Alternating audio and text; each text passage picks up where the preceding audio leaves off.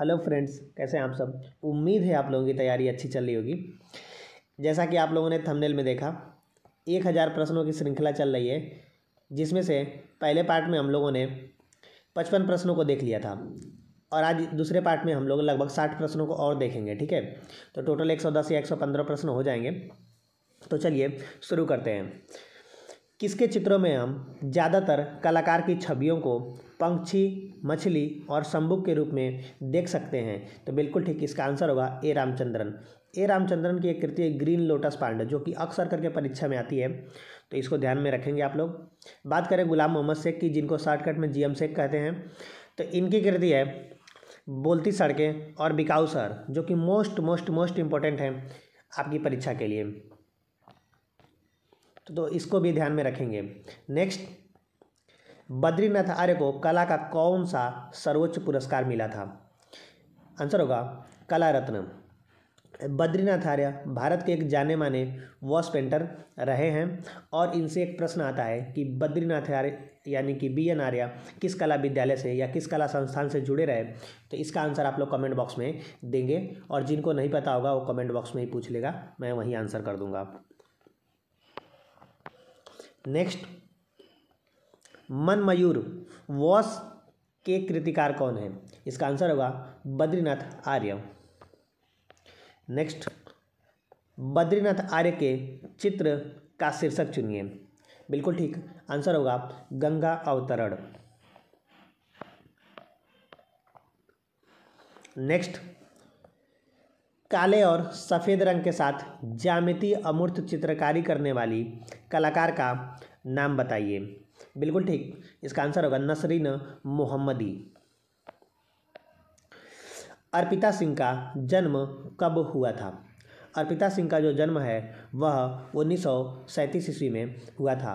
और अर्पिता सिंह का जन्म कहाँ हुआ था, इसका आंसर कमेंट बॉक्स में देंगे और जिन्हें भी नहीं पता होगा वही पूछेगा, कंप्लीट क्वेश्चन लिखिएगा, उसका आंसर वही दे देंगे।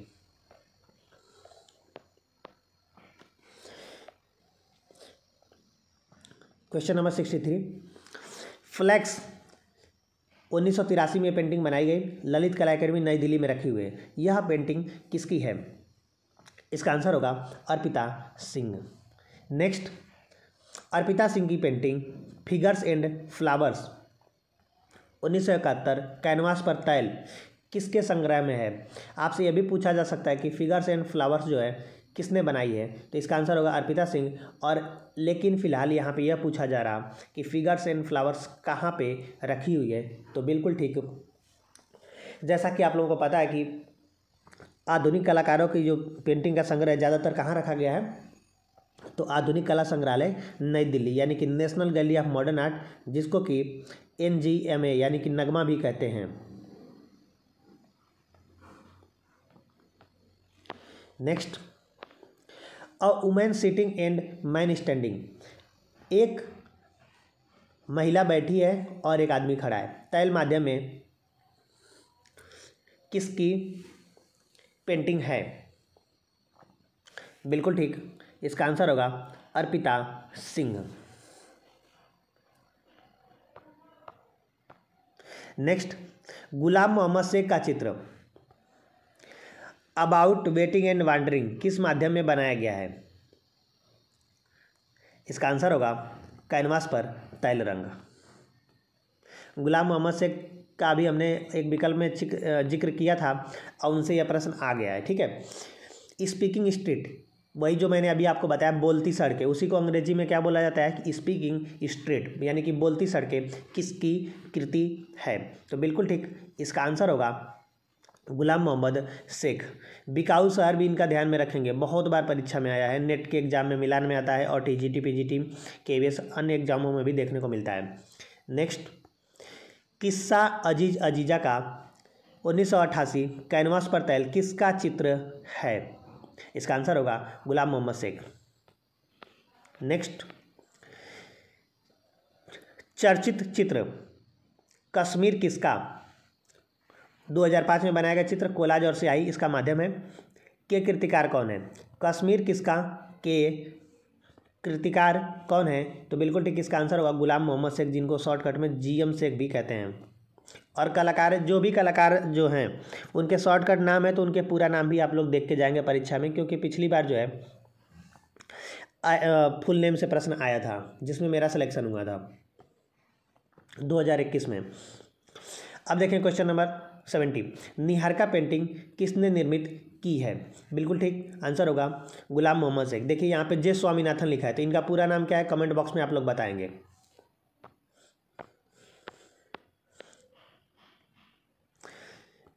एक अचंभा देखा रे भाई, एक अचंभा देखा रे भाई 2003 में कागज पर गुआश पेंटिंग किसकी है? इसका आंसर होगा गुलाम मोहम्मद शेख।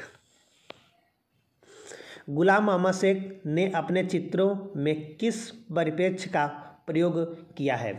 गुलाम मोहम्मद शेख ने अपने चित्रों में किस परिप्रेक्ष्य का प्रयोग किया है? ऑप्शन ए स्थितिजन्य लघुता, ऑप्शन बी आकाशीय परिप्रेक्ष्य, ऑप्शन सी तिर्यक परिप्रेक्ष्य, या फिर ऑप्शन डी दृष्टि समतल परिप्रेक्ष्य। तो बिल्कुल ठीक इसका आंसर होगा आकाशीय परिप्रेक्ष्य।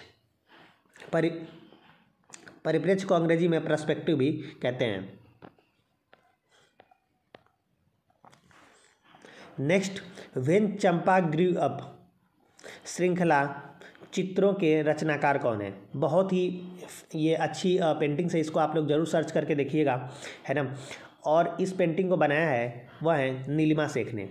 बहुत शानदार पेंटिंग्स हैं, इसको सर्च करके देखिएगा। एक ग्रामीण जो लड़की को दिखाया गया है और ये पूरी चित्र श्रृंखला है, कैसे वो शिक्षा को लेके, एजुकेशन को लेके साइकिल चला रही है, ये सब चीज़ें उस पेंटिंग्स में एक सीरीज़ में दिखाया गया। तो उसको आप ज़रूर देखिए और उससे आपको एक अच्छा मैसेज मिलेगा और आपके दिमाग में छप भी जाएगा कि नीलिमा शेख किस तरह की पेंटिंग करने के लिए जानी जाती हैं और क्यों यह फेमस हैं।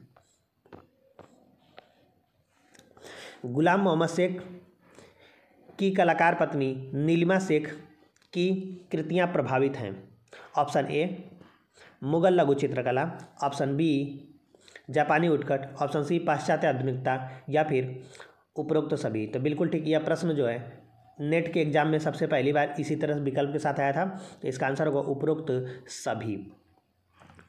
और एक बात और यहाँ पे ध्यान रखेंगे, आपसे यह भी पूछा जा सकता है कि नीलिमा शेख किसकी पत्नी है? तो गुलाम मोहम्मद शेख की हैं, इस प्रश्न में बता दिया गया, तो इसको भी नोट डाउन कर लेंगे। आधुनिक भारतीय चित्रकला में अपना विशिष्ट योगदान देने वाली कलाकार माधवी पारेख किसकी पत्नी है? तो बिल्कुल ठीक, सरनेम से भी अगर आप लोग पहचानेंगे तो बिल्कुल पहचान पाएंगे माधवी पारेख, और विकल्प में एक ही पारेख हैं, वह है मनु पारेख। तो इसका आंसर होगा ऑप्शन बी मनु पारेख। अपने बनारस श्रृंखला के चित्रों को लेकर चर्चित कलाकार कौन है? बनारस चित्र श्रृंखला के लिए करने के लिए मनु पारेख जाने जाते हैं, लेकिन बनारस की शाम अगर आपसे पूछा जाए को किसने चित्रित किया था? आपसे पूछा जाए बनारस की शाम,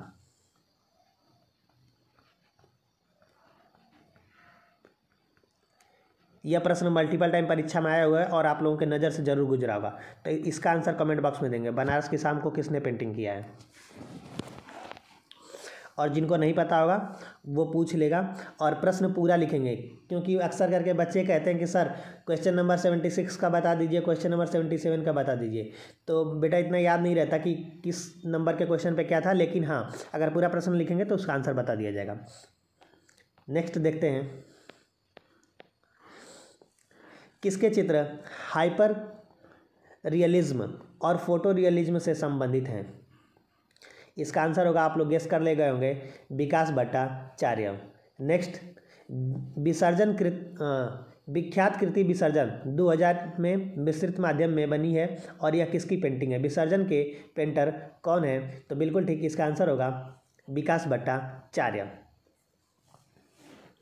विकास भट्टाचार्य का जन्म कब और कहाँ हुआ था, इसको भी कमेंट बॉक्स में आप लोग बताने वाले हैं।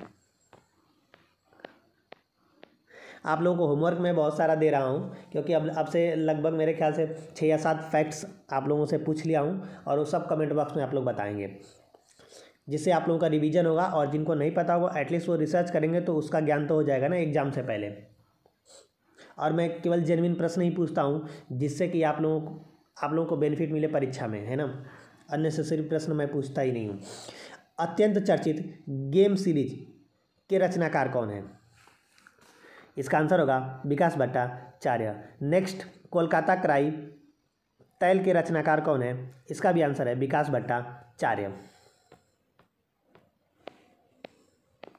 माँ शीतला तैल के चित्रकार कौन है?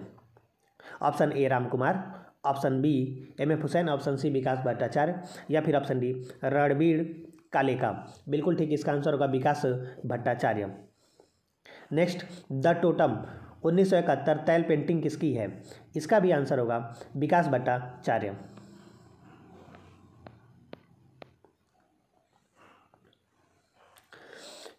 क्लोज टू इवेंट पुस्तक के लेखक कौन है? Close to event works of Vikas Bhattacharya ji पुस्तक के लेखक कौन हैं? Option A Manasij Majumdar, option B doctor Jyotish Joshi, option C Prayag Shukla या फिर ऑप्शन डी विनोद भारद्वाज। तो बिल्कुल ठीक, इसका आंसर होगा ऑप्शन ए मनसिज मजुमदार। इसको नोट डाउन कर लेंगे आप लोग जिनको नहीं पता होगा। नेक्स्ट, डॉल श्रृंखला मोस्ट इंपॉर्टेंट है। विकास भट्टाचार्य के की कोई अगर पेंटिंग सबसे ज़्यादा पूछी गई है तो वो डॉल श्रृंखला ही पूछी गई है। डॉल सीरीज यानी कि गुड़िया चित्र श्रृंखला के लिए कौन जाने जाते हैं? विकास भट्टाचार्य जाने जाते हैं। बहुत शानदार पेंटिंग्स है, इसको आप लोग देखिएगा। हाइपर रियलिज्म का प्रयोग किया गया यानी कि अति यथार्थवाद और यथार्थवाद का इसमें प्रयोग दिखाया गया। बहुत शानदार पेंटिंग्स है, देखिए आप। उसके बाद आप समझ पाएंगे कि इस पेंटिंग को क्यों बार बार एग्जामिनर टारगेट करता है। क्योंकि आप लोग को एग्जामिनर की साइकोलॉजी को समझना है। जिसको परीक्षा क्रैक करना है, ठीक है, वो एग्जामिनर की साइकोलॉजी को समझेगा और समझ जाएगा तो वो क्रैक कर ले जाएगा। जो नहीं समझेगा वो नहीं क्रैक कर पाएगा। ऐसे ही अगेन आप लोग पढ़ते रहेंगे, ठीक है। तो आप लोग प्रीवियस ईयर के पेपर देखिए, एनालिसिस करिए कि किस टॉपिक को एग्जामिनर टारगेट करता है, उस टॉपिक को डिटेल में पढ़िए, जितना पढ़ पाएँ उस टॉपिक को, है ना। और जिस टॉपिक को वो बेसिक से प्रश्न पूछता है बस उसके बेसिक देखिए, है ना। या फिर जिससे नहीं भी बनता है उसको भी बेसिक देख के ले जाइए, क्या पता उस टॉपिक से बेसिक से प्रश्न आ जाए, है ना। ये सब चीज़ें समझ के चलना है। और एक बच्ची मुझे कमेंट में पूछी थी कि सर कौन से किताब से आपने पढ़ा था जिससे कि आपका 15 रैंक आ गया। तो बेटा कोई एक किताब से तो पढ़े नहीं थे, जो भी किताब से मिल जाती थी आर्ट्स की सब पढ़ते थे, जिससे तैयारी अच्छी हो गई और आ गया नंबर, ठीक है। चलिए, सिरेमिक की जादूगर कही जाने वाली ज्योत्सना भट्ट का निधन कब हो गया? ऑप्शन 11 जुलाई 2020, ऑप्शन बी 8 अगस्त 2019, ऑप्शन सी 3 जनवरी 2020 या फिर ऑप्शन डी 12 दिसंबर 2018। तो बिल्कुल ठीक, इनका जो निधन हुआ है 11 जुलाई 2020 को।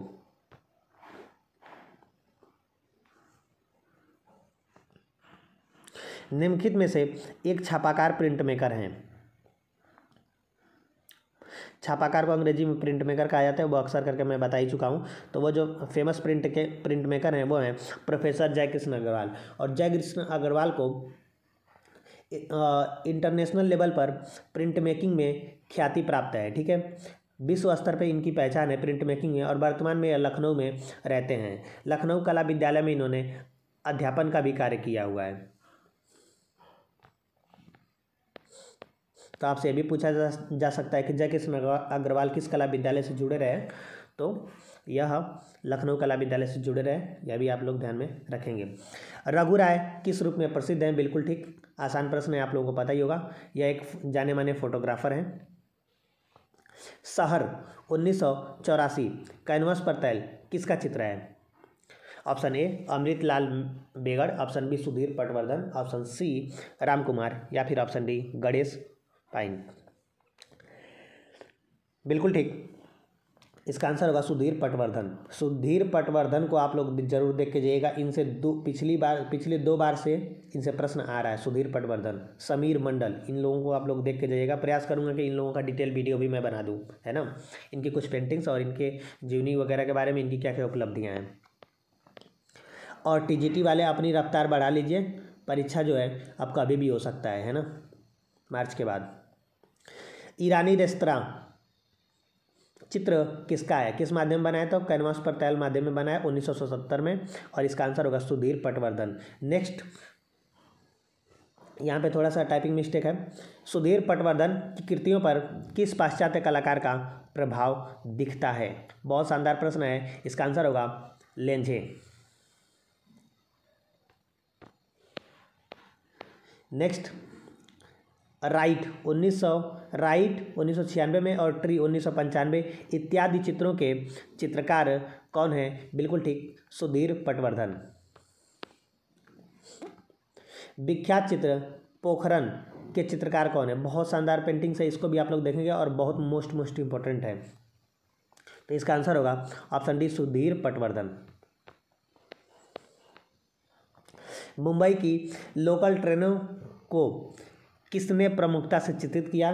बहुत शानदार प्रश्न है और यह प्रश्न पूछा भी जा चुका है, रिपीटेड है। शायद 2016 वाले जो टीजीटी का एग्जाम हुआ था उसमें यह प्रश्न पहली बार देखने को मिला था।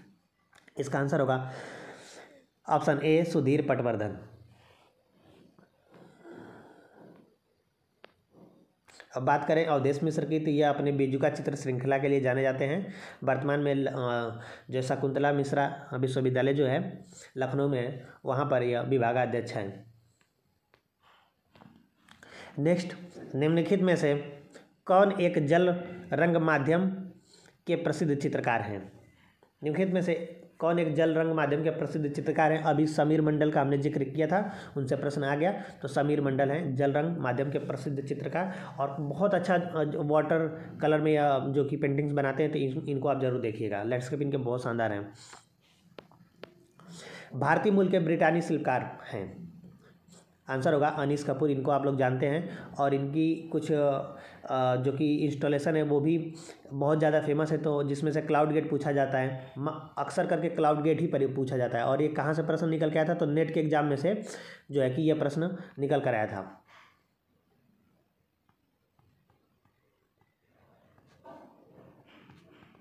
क्लाउड गेट, यही इनसे बार बार पूछा जाता है अनीस कपूर से।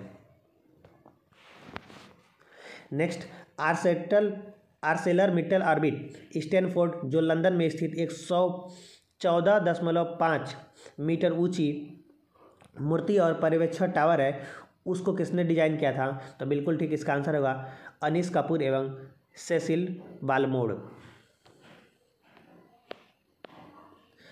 अर्पणा कौर का जन्म 1954 में कहाँ हुआ था? बिल्कुल ठीक, आंसर होगा ऑप्शन बी, नई दिल्ली। नेक्स्ट, 1984 ईस्वी के दंगों पर आधारित एक चर्चित चित्र श्रृंखला किसने बनाया? 1984 के दंगों पर आधारित एक चर्चित चित्र श्रृंखला किसने बनाया? इसका आंसर होगा अर्पणा कौर। नेक्स्ट, बहुत ही शानदार आर्टिस्ट हैं ये, इनके भी आर्ट्स वर्क आप जरूर देखेंगे, है ना। किसके चित्रों में कैंची एक प्रतीक के रूप में बार बार उभरता है? कैंची भी रहता है, धागा भी रहता है ना, तो ये सब चीज़ें दिखाती हैं Arpana Kaur. Next, day and night series किसने पेंट किया? बिल्कुल ठीक, आंसर होगा अर्पणा कौर। एक बार इनसे प्रश्न आया था कि अर्पणा कौर के चित्र किस चित्रकार से निकटता प्रकट करते हैं, तो उसका आंसर था मंजीत बाबा। मंजीत बाबा के चित्र आप देखेंगे और अर्पणा कौर के देखेंगे तो बिल्कुल एक ही स्टाइल में ये लोग पेंट करते हैं, है ना। बिल्कुल, हालांकि टॉपिक इनका अलग है, लेकिन जो स्टाइल इन लोगों का फ्लैट बैकग्राउंड रहता है, फिर ये लोग उसके ऊपर जो है पेंटिंग करते हैं। तो देखिए आप पेंटिंग समझ पाएंगे इसको ज़्यादा बेहतर तरीके से। मैन विथ डॉग मूर्ति के निर्माता कौन है?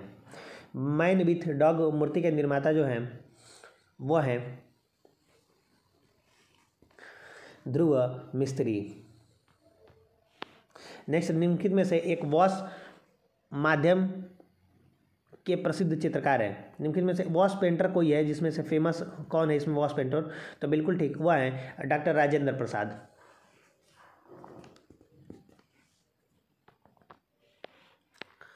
और यह उत्तर प्रदेश के कलाकार हैं।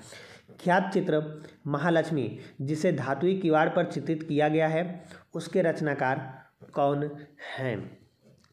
बहुत शानदार प्रश्न है, इसका आंसर होगा अतुल डोडिया। और यह प्रश्न कई बार परीक्षा में देखा जा चुका है, तो इसको भी आप लोग ध्यान में रखेंगे। और यह भी प्रश्न शायद पहली बार जो है यूपी टीजीटी 2016 के एग्जाम्स में आया था, जहाँ तक मैं रिकॉल कर पा रहा हूँ। सुबोध गुप्ता ने अपने मूर्तिकला में किस वस्तु का अत्यधिक प्रयोग किया है? तो बिल्कुल ठीक, यह स्टील के बर्तन का ज़्यादा प्रयोग करते हैं, तो आंसर होगा बर्तन। और यह एक इंस्टॉलेशन कलाकार के रूप में फेमस है। देखिए अगला प्रश्न ये है, किस कलाकार का संबंध संस्थापन कला यानी कि इंस्टॉलेशन से है? तो बिल्कुल ठीक, Subodh Gupta.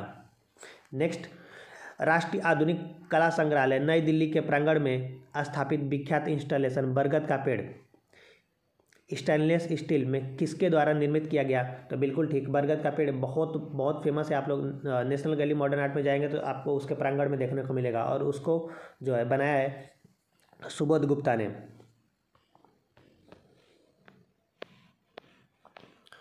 Next, very hungry god installation को किसने बनाया है? Option A Pablo Picasso, option B Richard Whiteread, option C Mark Lee, या फिर ऑप्शन डी सुबोध गुप्ता। बिल्कुल ठीक, इसका आंसर होगा सुबोध गुप्ता। नेक्स्ट, अमृत कौर और रविंद्र कौर के चित्रों पर किस शैली का प्रभाव है? ऑप्शन ए बंगाल चित्र शैली, ऑप्शन बी लघु चित्र शैली, ऑप्शन सी पटना चित्र शैली, या फिर ऑप्शन डी ब्रिटिश शैली। तो बिल्कुल ठीक, इसका आंसर होगा लघु चित्र शैली। नेक्स्ट, हथनी का लाइफ साइज शिल्प the skin speaks and language not it own शीर्षक से किसने निर्मित किया है? तो इसका आंसर होगा भारती खेर। और भारती खेर किसकी पत्नी है? तो यह सुबोध गुप्ता की ही पत्नी है, ध्यान रखिएगा। इससे भी प्रश्न एक दो बार देखने को मिला कि भारती खेर किसकी पत्नी है? तो यह सुबोध गुप्ता की पत्नी है। नेक्स्ट, बॉयज एंड बनी तैल चित्र किसका है? बॉयज एंड बनी तैल चित्र किसका है? तो बिल्कुल ठीक, इसका आंसर होगा भूपेन खक्कर। अब माफ कीजिएगा, भारती खेर। नेक्स्ट, भारती खेर किसकी पत्नी है? देखिएगा यहाँ पे आ गया, तो सुबोध गुप्ता की पत्नी है। नेक्स्ट, बीजुका चित्र श्रृंखला से संबंधित है? तो बिल्कुल ठीक, इसका आंसर होगा अवधेश मिश्र। ये रहा आप लोगों का 115 प्रश्न हम लोग देख चुके हैं। पहले पार्ट में हम लोगों ने 55 देखा, दूसरे पार्ट में उसके आगे देखे तो 115 पहुँच गए हम लोग। और टोटल 1000 प्रश्न देखने हैं, और 1000 प्रश्नों को हम लोग 50 से 60 प्रश्न डेली देखेंगे, तो लगभग 10 दिन या 15 दिन में ये प्रश्न कवर हो जाएंगे। ठीक है, तो आई होप कि आप लोगों को वीडियो पसंद आया होगा। वीडियो पसंद आया तो लाइक करें, चैनल पे पहली बार है तो सब्सक्राइब करें। Thank you so much.